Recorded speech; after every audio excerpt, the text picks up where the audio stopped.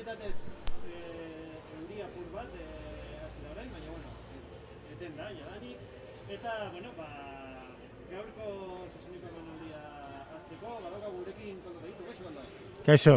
Bueno, Koldo, ikastola elkarteko lehendakaria dugu, eta, bueno, ez dakitzen bat arago euskaraz bizi izan dituzun jadanik.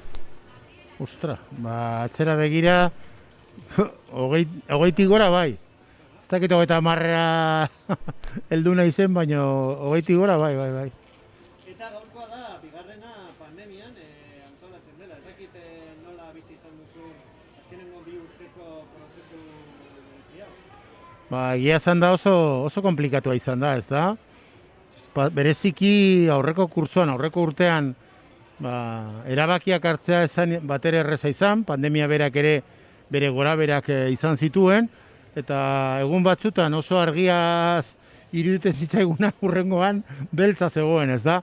Orduan ez da batere erreza izan, pasan urtean eteteko erabakiak hartzea, eta aurten apostu oso komplikatua izan da, ez da? Eta egia izan da, irailan erabaki genuenean aurrera egitea, ez bakarrik Araba euskarasekin, baizik eta beste jai guztiekin, zan erabaki erreza izan, eta egia da, beste hainbat alorretan bezala iritziak denetarik zeuden, eta bueno, batzuk ez zuten ikusten, beste batzuk bai, eta bai, ez da izan batera erreza, eta gero egia da, pandemiarekin batera joan gara, hilabete batzuk ezerrekin barik egon ginen, gero, bueno, barriro euki genuen aukera gauzak egiteko, eta nik ustete urtarrietik, otzailetik aurrera, egia zan da, ritmo ederra hartu dutela gure jaiek, eta bueno, hortik aurrera ja, jai guztietan, Araban euskarazen ere, abestia eta bideoklipa inflexio punto bat ere, nik uste ja jendea, abestia eta bideoklipa ikusten duenean ja, esaten du, ostra, hoia, serio doa. Orduan bai, oso zaila izan da, gero egia izan da, beste alde batetik antolakuntzaren ikuspegitik, tamaina askoz txikiagoa izan da, bere alde positiboak ere eukidu, antolakuntzaren ikuspegitik, gauza batzuk errezago izan da egitea, baina gero ere pena batekin, ez da, azken finean gure jaia herriarentzat da, eta izan behar hori, izen amon behar duzu, mugatu egongo da, nik uste dute guretzat ez dela esan batera erreza.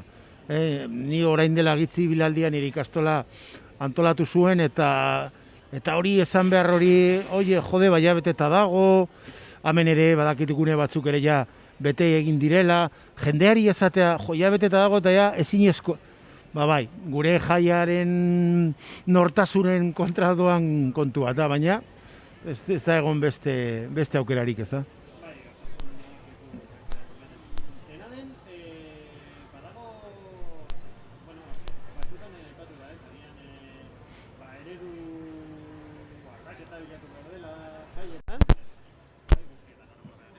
Ez dakit pandemiaren ondorioz, zenbait ideia hartu dituzuen urrengo ediziotarako, gehien bat beharragatik. Horretan gaude, egia zan denbora generaman erreflexio horren barruan, eta egia dana da eredu aldaketaren joan gara pizkat lantzen, eta pandemia lagundu digu, ez da? Lagundu digu hainbat gauzetan, pizkate tamainoaren inguruan, ekitaldiak zemotakoak izan behar diren, horretan bai, reflexiorako emon digu, eta esate baterako jai bilaldian ikusi genuen, joan zirenak oso pozik atara zirela. Bereziki, esango nuke familiarragoa izan dela jaia, eta orduan jendea, tamaina txikian, hainbat gauza errepikatzeko aukera gehiago, edo parte hartze sakonago bat izateko, horre kontutan izan genuen ekimen guztiak ikastolako jendearekin, euskal kulturako jendearekin egitearena, eta orduan bai, mondigu hori, guk bilaldia amaitu zenean esaten genduna. Orain 3.000 pertsonekin lortu duguna egitea, 30, 40.000 pertsonekin egitea izango zen erronka. Hori, eta gero nera bena. Biztan da, ibilaldia Araba euskaraz aurtengoak ez dire, nera beak ez dute logiko, neurrien inguruan, oso zaila da nerabentzako ezer antolatzea, eta ez dute, nerabe eta gazteentzat, toki gitxi edo tokirik ez dute izango, eta beste erronka bat izango da hori.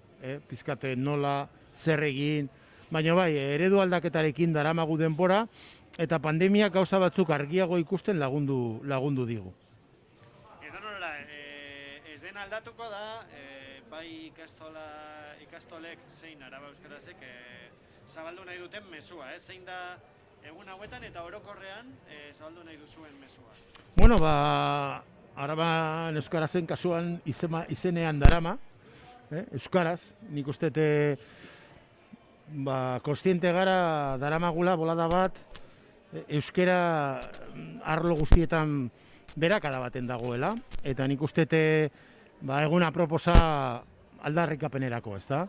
Nik uste dute gizartea momentu honetan ez dela guztiz kontzientea gertatzen ari dianarekin, kasu batzutan bai, justiziaren erasoa hor dagoela, iparralden estatu frantsesaren erasoa ere hor dagoela, baina hortaz aparte guk ikusten duguna da euskerako erikiko dagoen giroa ahultzen ari dela, ezta? Atzo kontseiluko ekitaldian aldarrikatu genuen moduan, behar dugula beste salto bat, beste indar bat, eta orduan hori ere Araban eta biztan da, gure jai nagusi honetan, aldarrikapen hori nagusia izan behar dela. Gure jaiak beti izan dira plaza handi bat euskararentzat eta euskal kulturarentzat, horrela jarraitu behar dute, eta bai gizarteari mezu hori emon, ezta?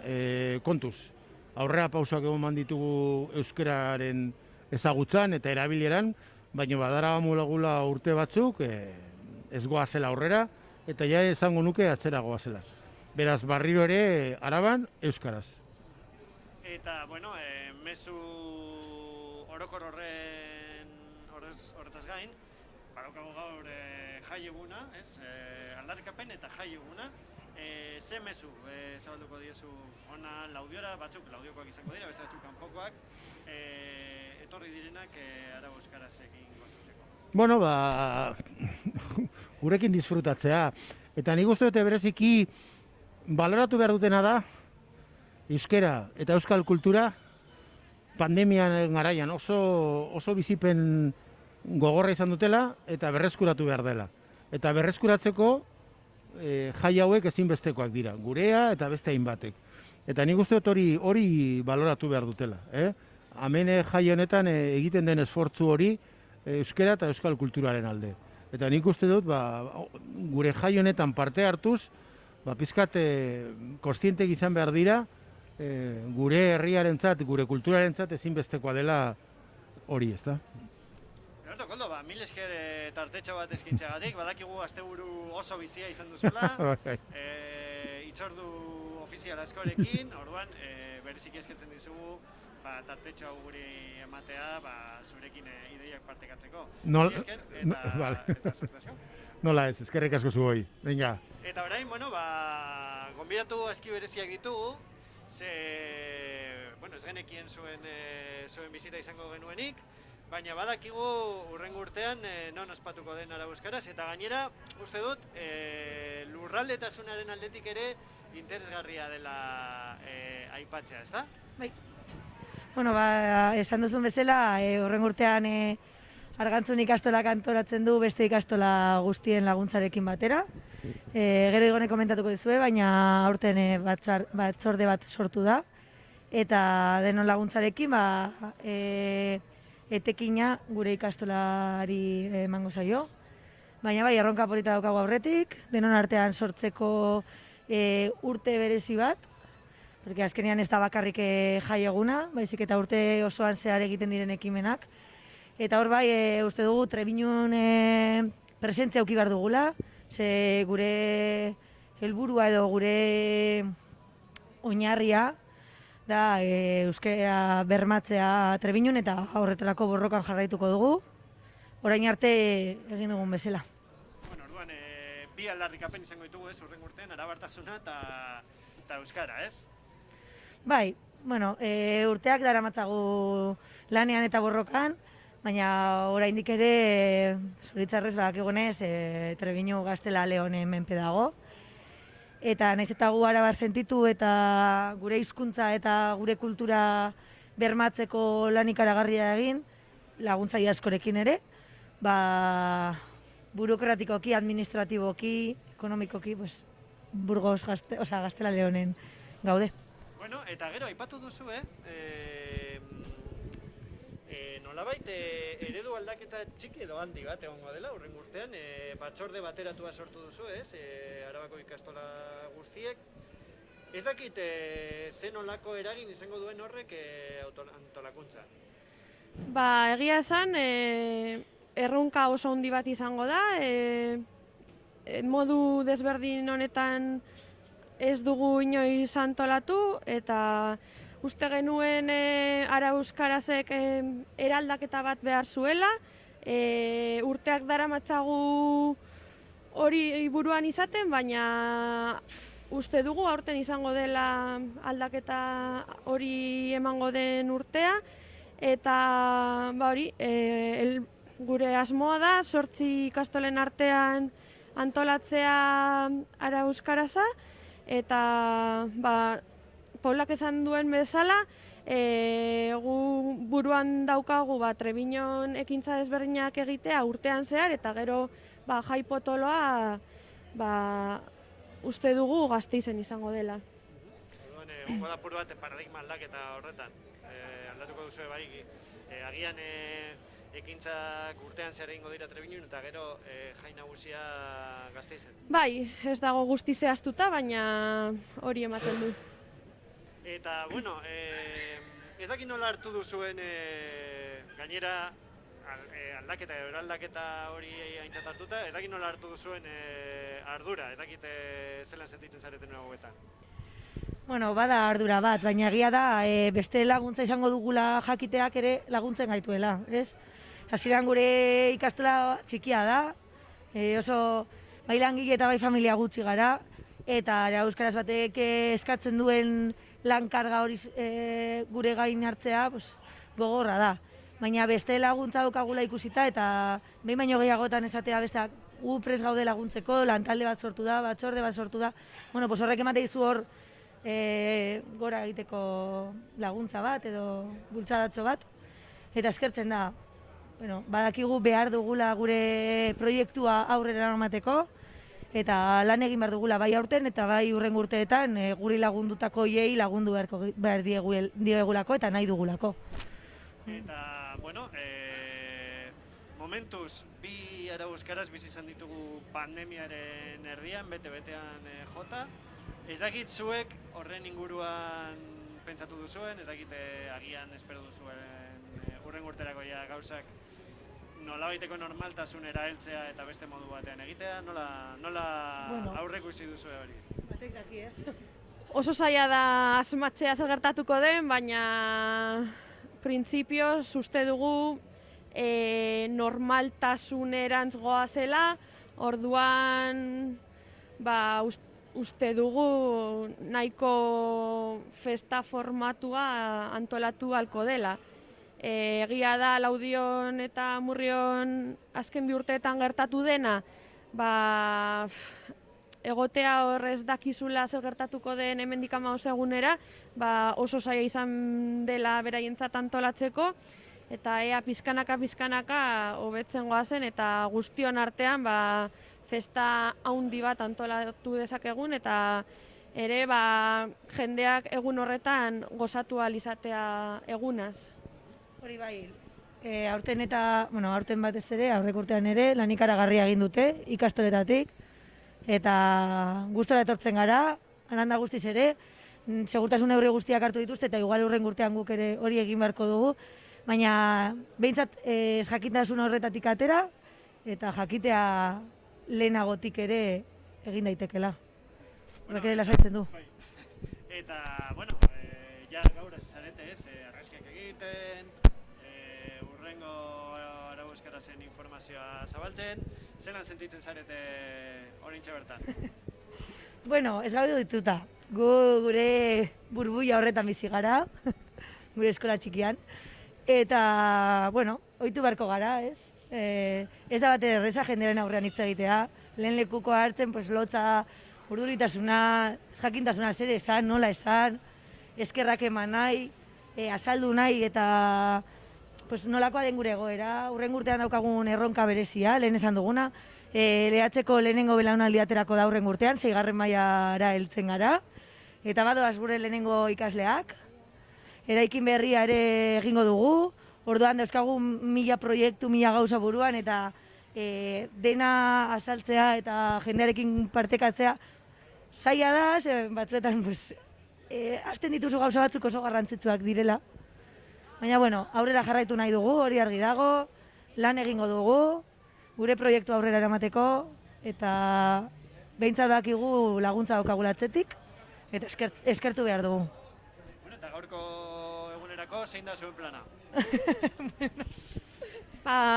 Goizean hori protokolora etorri gara, eta gero Laudio ikastolari laguntzeko eta Araba Euskarazeko egunari laguntzeko txanda bat daukagu hemen plazan uste dut.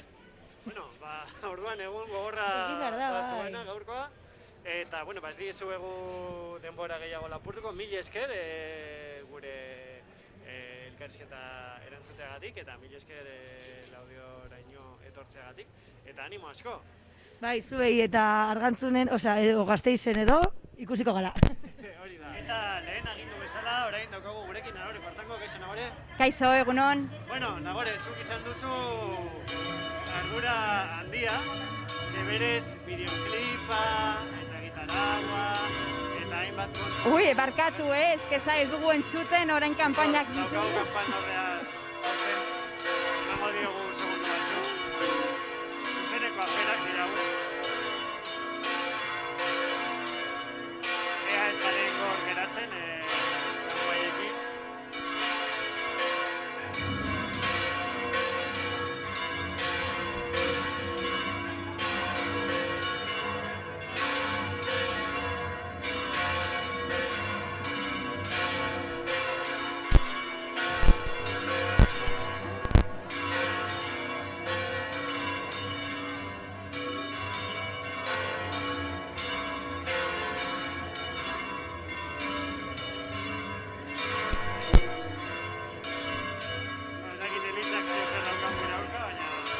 Gainera herriko kanpaiak ez dira oso suabeak egia izan da,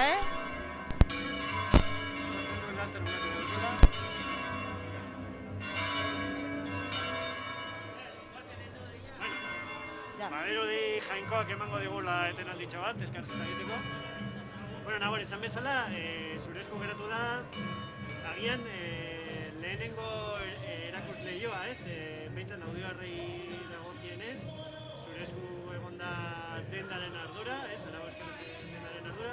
Lehenik eta bain, nola egokitu zitzaizun ardura hori? Bueno, ez naiz ni arduradun bakarra salmenta batzordekoan, hemen 4 pertsonekin batera lan egon naz, eta nola egokitu zaitzaigun, bueno, pues, ikastolako artezkaritzatik galetu ziguten, bueno, pues, lan banaketak egin genituen, eta nire burua aurkeztu nuen. Eta zeintzuk izan dira zure ardurak? Ze denda bat kudeatzea ez da gauza xamorra? Ez da erraza izan, gure ardura arropa mota erabakitzea, elikagaiak, osagarriak, gero salmentako txandak ere koordinatzea, ikastolako gurasoekin txanda horiek ere koordinatzea, eta guzti hori. Eta hori guztia egiteko nola moldatu zarete, ze printzipioz lan voluntarioa da oinarria, ezta?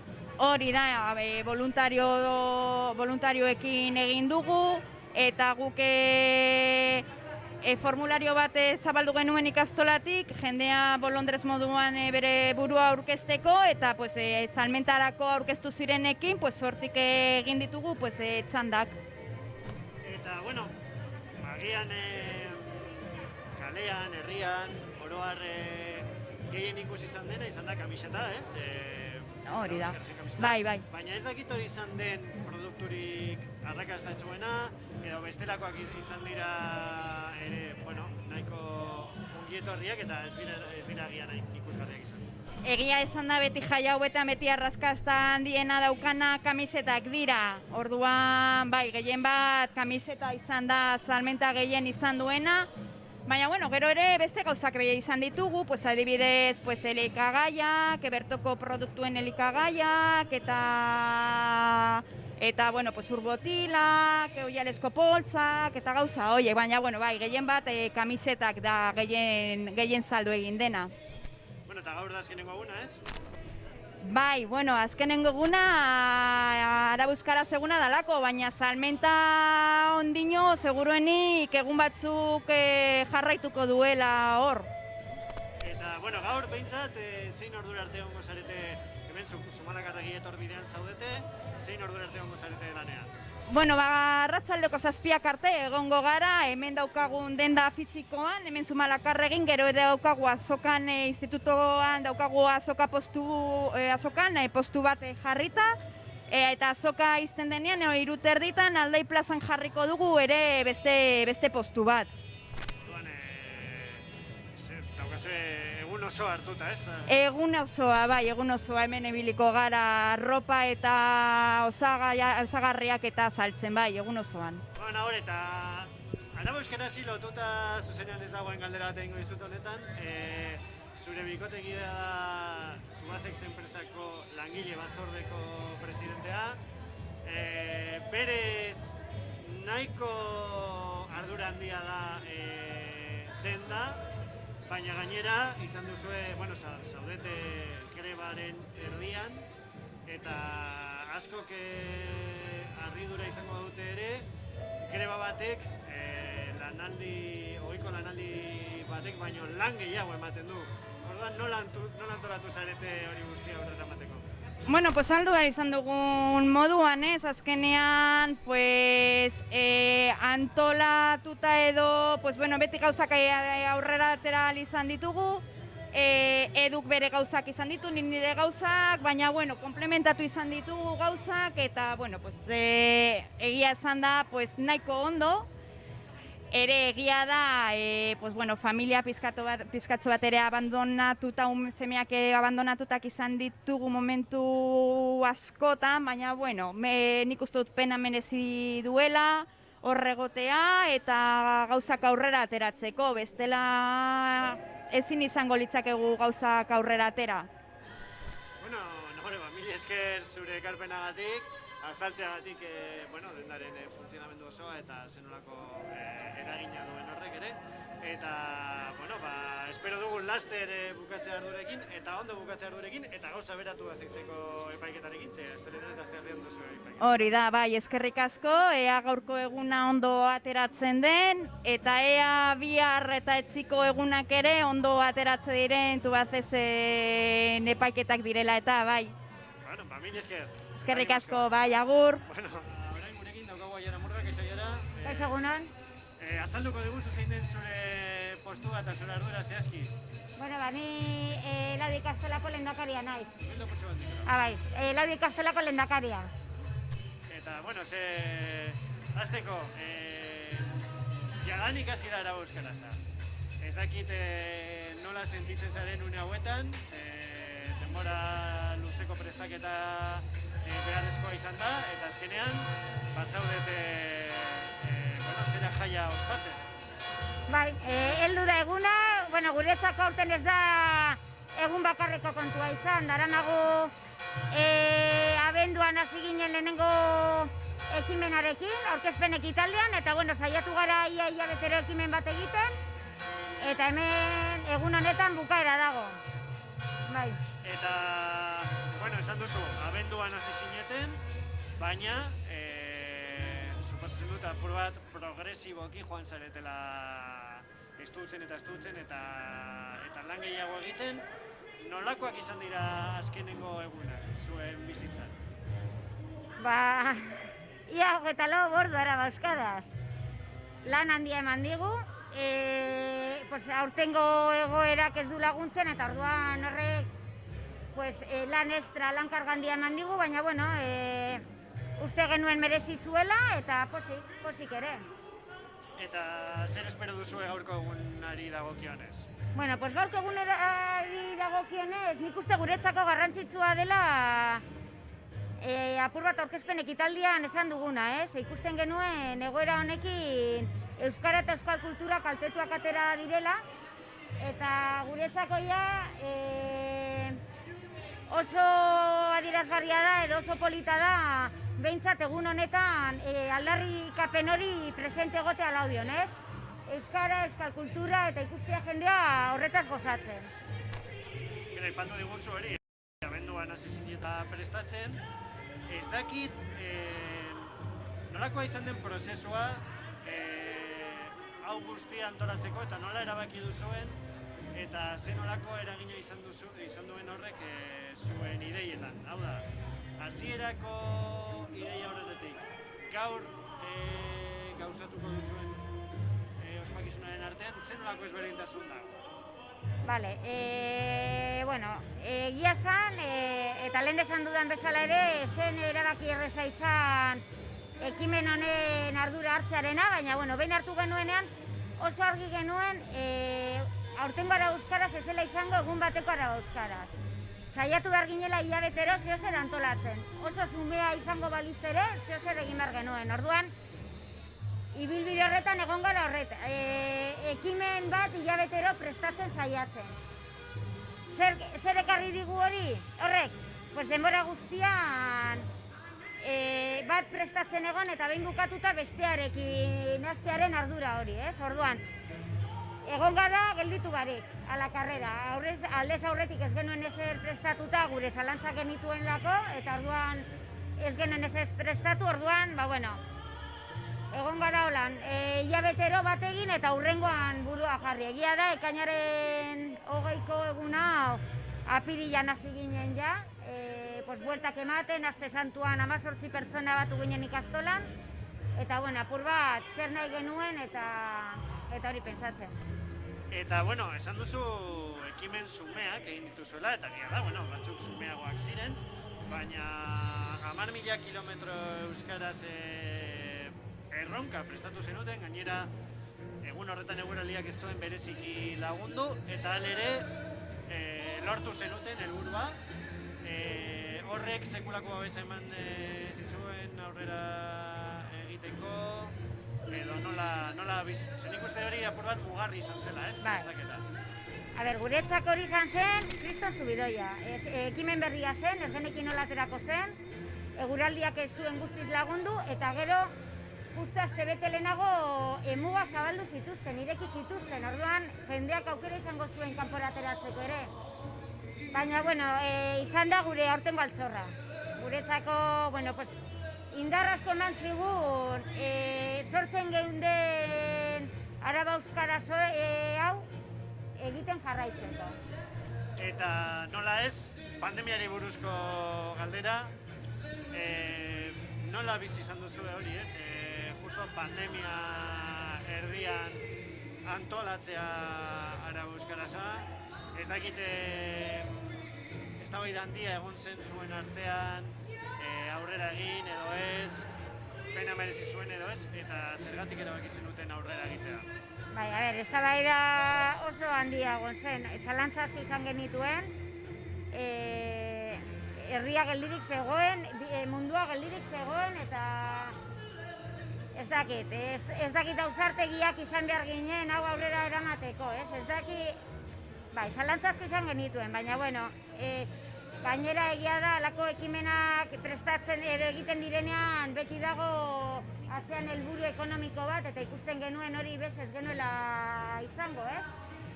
Baina, bueno, lehen apur bat esan dizudana, honetan zentratu gara asko, euskal kultura berpizte horretan, eta uste genuen kalean egon behar ginela, gure balore eta aldarrikapen horiek bizirik mantentzen, eta bueno, eta egitea erabaki genuen.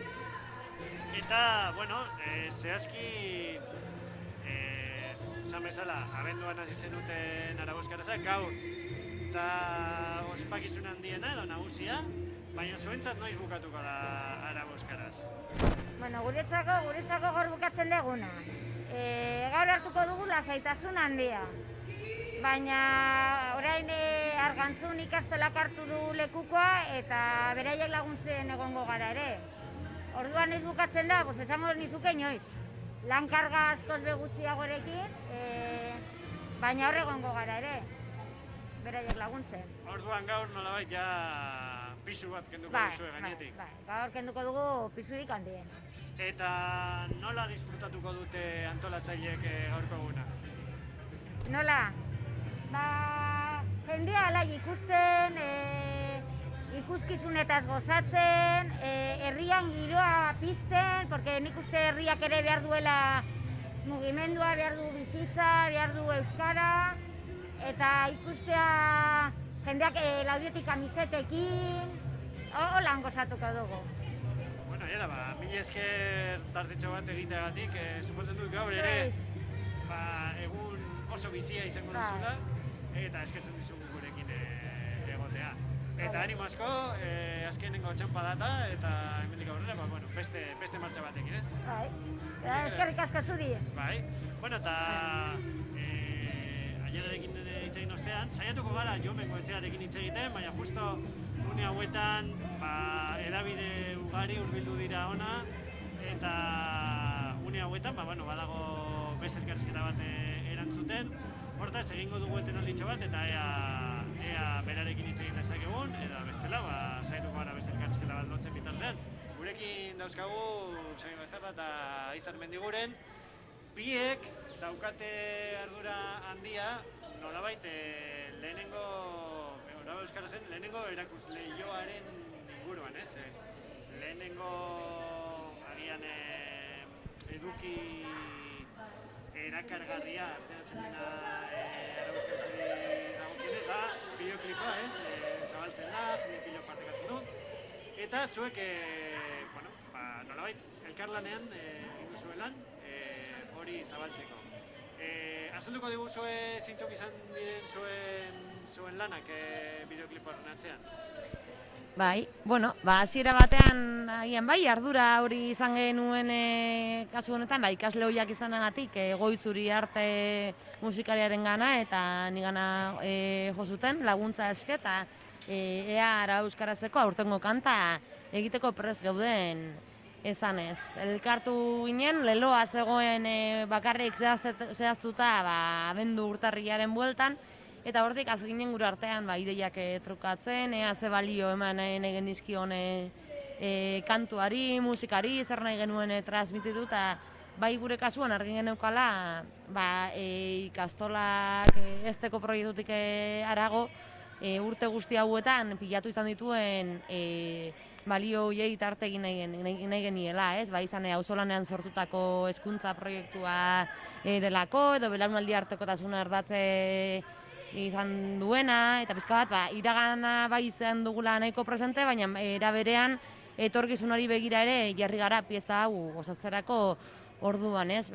Gaurkoz, kultura asko ditugulako herrian eta inguruan, hizkuntzak ere jendartea ere aldatzen joan da, eta elementu guzti horiek heltzean sartuta, azkenan emaitza hori izan da, kantu bizi bat, kultura, komunitate eta balore edo balioek ere bizi propioa dutena, eta gerora letra mamitzen joan izan gara, Goitzuri artek musikalki sortu eta landu izan du, eta gero hotzak jartzerako orduan herriko eta inguruetako beste sortzaile batzuekin harremanetan jarri ginen, eta hor sartu ziren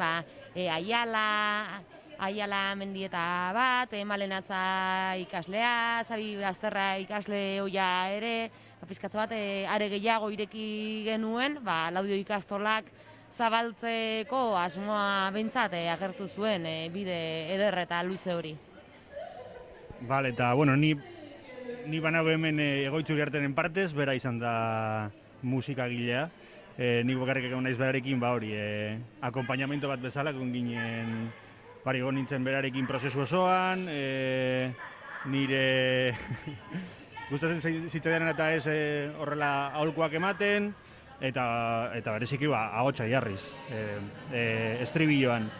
Eta bai, ez dakit gehiago zan, ze azkenean nire partea txiki izan da oso polita prozesua, ze azkenean egoitzek nahi zuena, eta izarrek nahi zuen ere zen bazen aiaraldeko edo bereziki laudioko musikariekin parte hartzea, eta horrela izan da, hemengoak gara denok, eta superpolite geratu da abestia.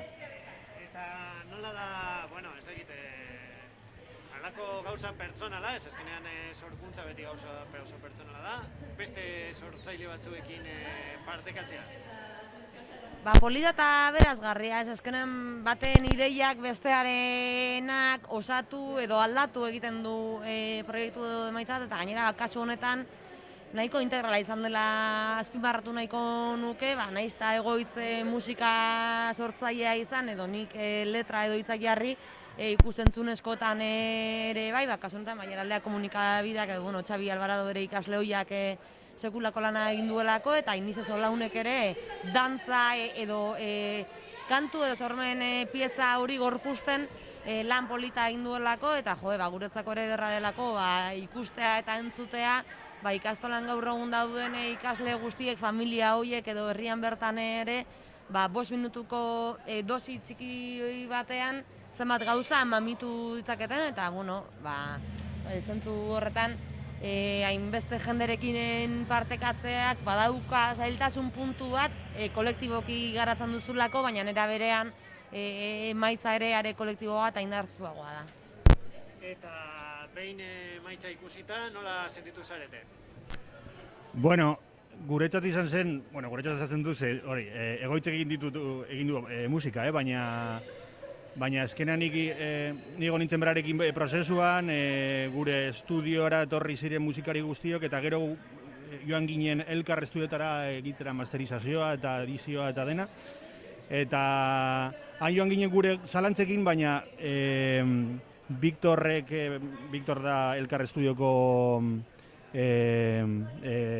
teknikaria, eta berak horrela ikusi zuenean abestia ondo zegoela, editatu zegoena, ondo bazeukala gauza hori, espeziala berezi egiten duena, nik uste dut produktua izan dela bikaina, da pasada bat, herriko jendearekin egina eta superposik. Eta, suposatzen dut horrek gehiago lotu zaituela, Araba Euskaraz jaira? Bai, lotu baino gure aletxoa jartzeko aukera izan dugu, eta hori beti da ederra, azkenean zorionez, herri honek eta eskualde honek sortzaile asko ditu, eta pozgarria da ikastola batek edo berdin dit, ea den kirolde elkarte edo kultura elkarte batek, zure gana jota sortzaile bezala ekarpena egiteko presauden galdetzen, uste dut azkenan horrek ere elkarlana eta beste aniztasun edo berezitasun edo bizigarritasun bat ematen diola denari. Zure kasuan, Xabi, zenolako lotura sortu dizu lan horrek Araba Euskarazekin? Niretzako izan da, txikitatik, bat duzu horrelako aurreko edizioetan 2000 garren urtean eta 2011 izan zen? Baina aurrekoan 2000 eta aurrekoa, ez dakiz, baina duela asko.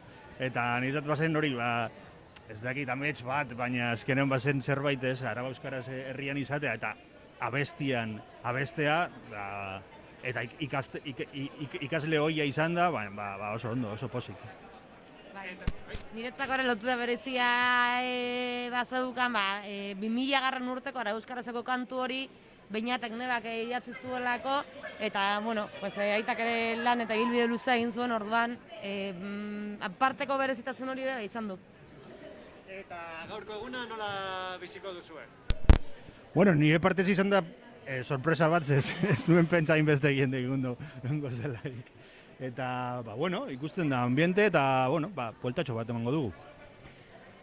Poza, ikusten da giroa poza, musika utzare kalean entzutea, ekitaldiak ikusten dut dena dela garai berezi edo fase berezi honetan are bereziago bihurtuko duena, eta, gero kontzertuak ere badira, jateko tokia, nire kasuan bertso saio bat ere badaukat, beraz, entretenituta, pasatuko dugu gaurko eguna. Oso, mila esker egitara hau bitxia daukazuela gaur, orduan mila esker gurekin egoteagatik, eta animo, eta ondo pasat. Eta orain, voluntario batekin mintzatuko gara, bueno, aurkeztuko duzu zure burua. Bueno, Iban naiz, ikastolako ume batzuen aita, eta, bueno, bolondresa, hemen, Vale, bueno, gaur ikusten zaitugu petoarekin, zeintzuk dira zure ardurak gaur? hain zuzen ere, kasinoren ekitaldeen arduraduna naiz. Eta, bueno, batez be egin behar duena da, denak kontrolpean izatea, no? Nolabait dena ondo funtzionatzea. Eta, bueno, gutxi gora bera, ze ekintza dituzu kasinoan? Kasinoan bertan dauzkagu bi ekintza, bat goizean eta bat arratzaldean. Goizeko izan da ihes gela bat, eta arratzaldekoa izango da karaokea. Eta, bueno, momentuz ihes gelatik nator, eta, bueno, oso ondo funtzionatzen ari da. Bai. Zuen esku orduan publiko bihurriena, gazteena? Egia da, zuzenduta zegoen DBH-ko entzat, baina horra saldu diren pertsonak izan dira familiak batez be.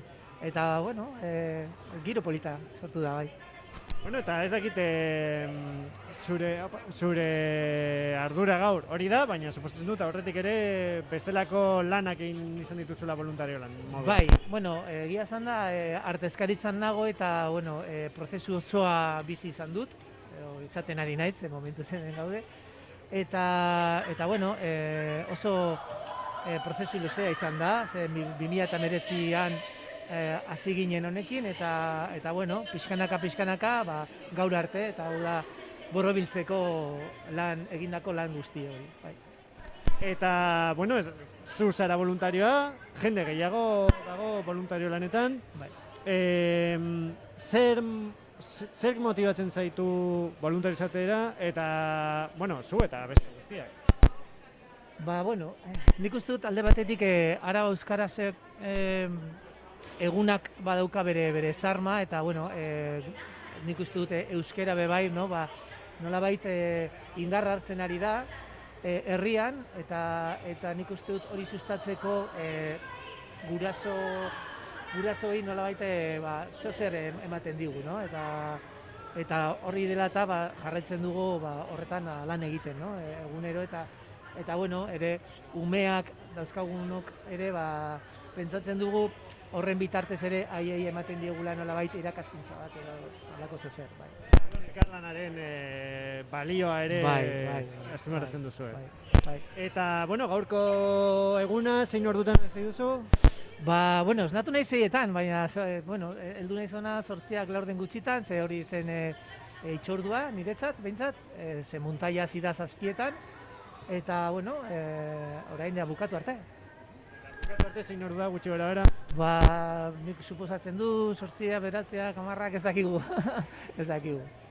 Bueno, eta ez dakite nola biziko duzun gaurko eguna, jai eguna da, baina voluntario lanetan ere jai bezala biziko duzu, edo beste batekin?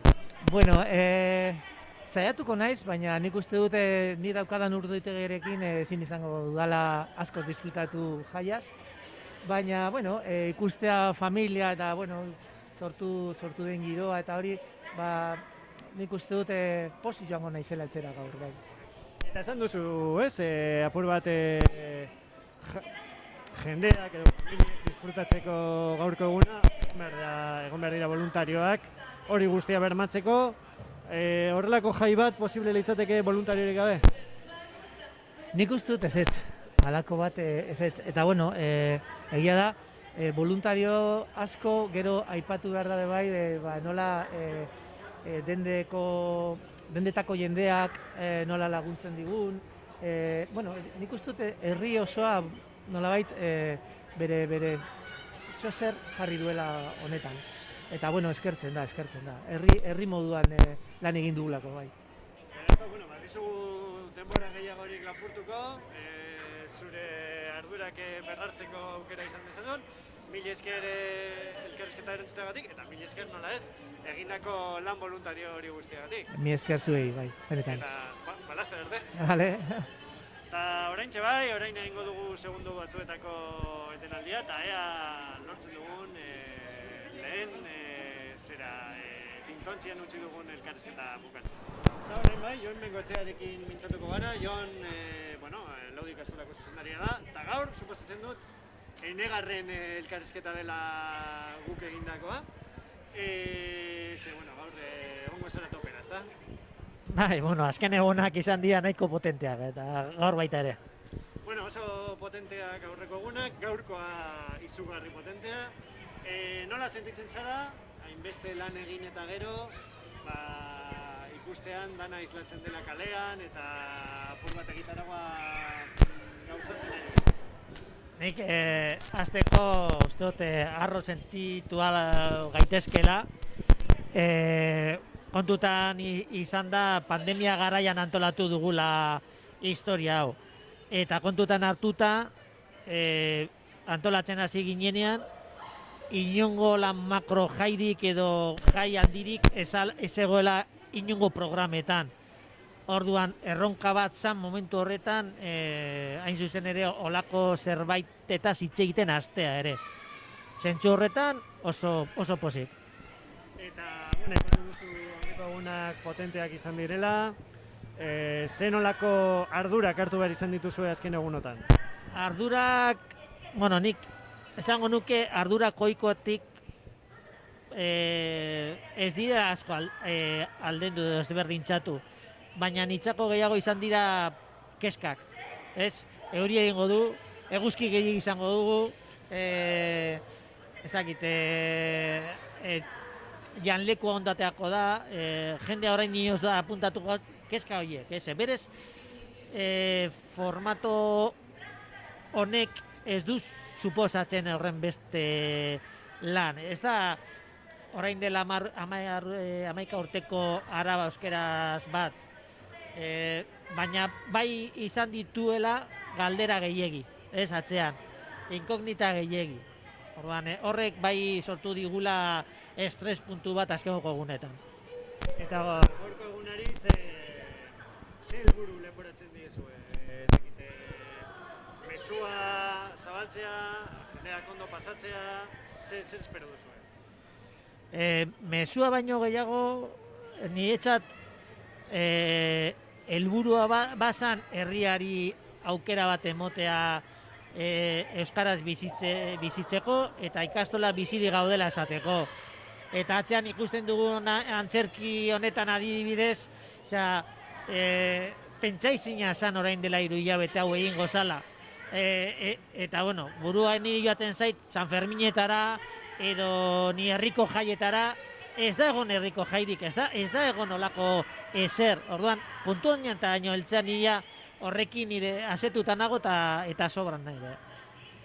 Eta, ipatu duzu ez dela egon ez herriko jairik ez ezer. Zuek abenduan hasi zinetenean lantzen, egungo eguna. Zenolako ideiarekin hasi zineten, asko aldatu da, asko moldatu behar izan duzue? Ez, egia esan ez da asko aldatu, Igual espero genuen gaur ere herriko taldeekin gehiago kontatzea eta horrek aukera gehiago izango genuela zentzu horretan, baina igual ez dugu jakin asmatzen edo ditugun baldintzak ezin izango ditugu gainditu.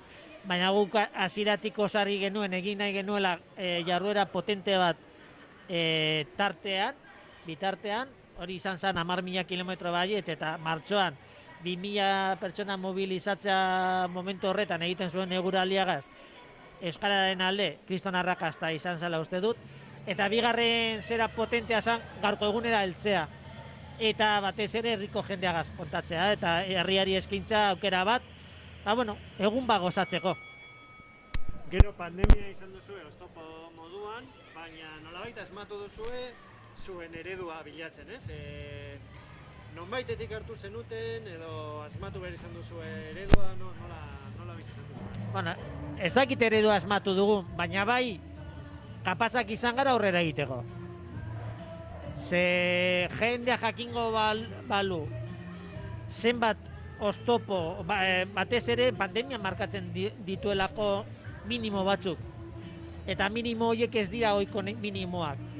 gainditu behar izan diren berdin zait antzerki bat antolatzeko herri honetan, jakingo bagenu hori, gaurko eguna ezito seguru. Eta, bueno, esan duzu jendeak ez dakiela zenolako lan dagoen honen atzean, ez? Gaurko eguna zein ordutan hasi da zuentzat, eta zein ordutan bukatuko da, eta Araba euskaraz are gehiago, noiz bukatuko da Laudio ikastolarentzat? Niretzat, gaurko eguna hasi izan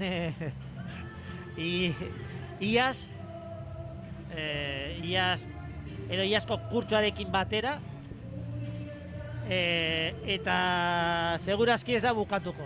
Bukatuko da Araba euskeraz Laudio ikastola 2021 zabalbideak, baina datorren urteari begira ere Araba euskeraz antolatu behar dugu. Arabako ikastolen artean egingo dugu, beraz, ardura hori edo responsabilidade hori mantenduko du Laudio ikastolak. Argantzun ikastolari teorikoki dagokio antolatzea, baina, bueno, Arabako ikastolak hartu dugun erabakia bada guztion artean egitea, eta bueno, ikastolak esango dugu laguntzen ari garela, EAItik kanpoko beste ikastola bat aurrera ateratzen. Bueno, eta gaurko egunean, tartetxoa izango duzu disfrutatzeko edo dana izango da ardura? Bueno, danetarako dago aukera nik uste dut, eta orain goiza behin pasata, lan pixka bat egin arratsaldean txandaren baten, eta niretzat gaur egun gozatzea bada lagunekin egotea. Zoritxarrez pandemian hori ere askotan ezin izan dugula egin, eta jendearekin hitz egin hori da gozatzea niretzat. Berto, mil esker. Espero dugu bizirik eta honik ateratzea gaurko egunetatik. Eta, bueno, sorte hon, azken bultzada honetan, eta asko disfrutatu neurriare, alden neurria. Eskerrik asko zuei, eta eskerrik asko eman diguzuen arreta gaitik. Arretarako gaude.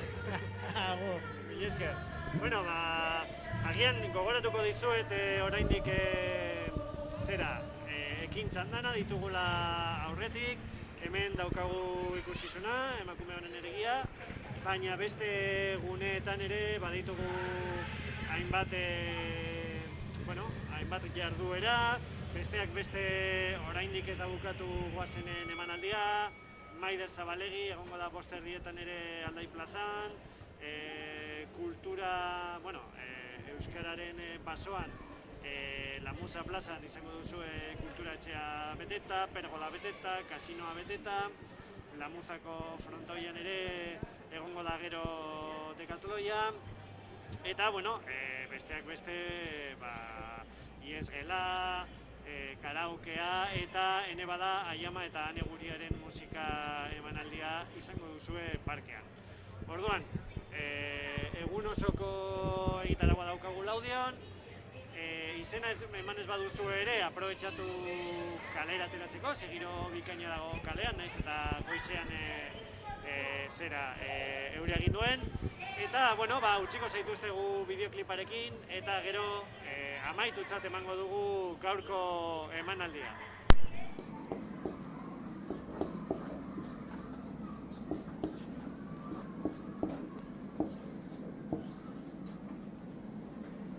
Eskutik eskura, guztion eskura, ahorika zabat ezagun euskara mundura. Eskutik eskura, guztion eskura, pausorik pauso zabal dezagun Laudio mundura. Hizkuntza kultura, bideak zabal bideak guztion mundu da.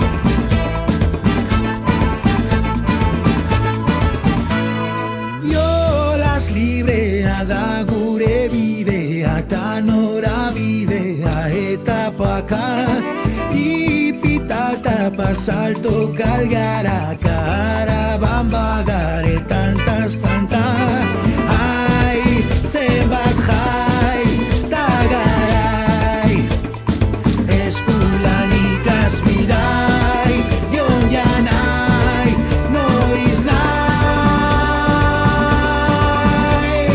gurekin etorri nahi eskutik eskura guztion eskura ahorika osaban dezagun euskara mundura eskutik eskura guztion eskura pausorik pauso zabal dezagun laudio mundura hizkuntza kultura bideak zabal zabal bideak guztion mundura zabal bideak bideak zabaldu zabal bideak bideak zabaldu zabal bideak bideak zabaldu zabal bideak bideak zabaldu zabal bideak bideak zabaldu zabal bideak bideak zabaldu zabal bideak bideak zabaldu zabal bideak bideak zabaldu eskutik eskura guztion eskura ahorika osabal dezagun euskara mundura eskutik eskura guztion eskura pausorik pauso zabal dezagun laudio mundura hizkuntza kultura bideak zabal zabal bideak guztion mundura eskutik eskura guztion eskura ahorika osabal dezagun euskara mundura eskutik eskura guztion eskura pausorik pauso zabal dezagun laudio mundura hizkuntza kultura bideak zabal zabal bideak guztion mundura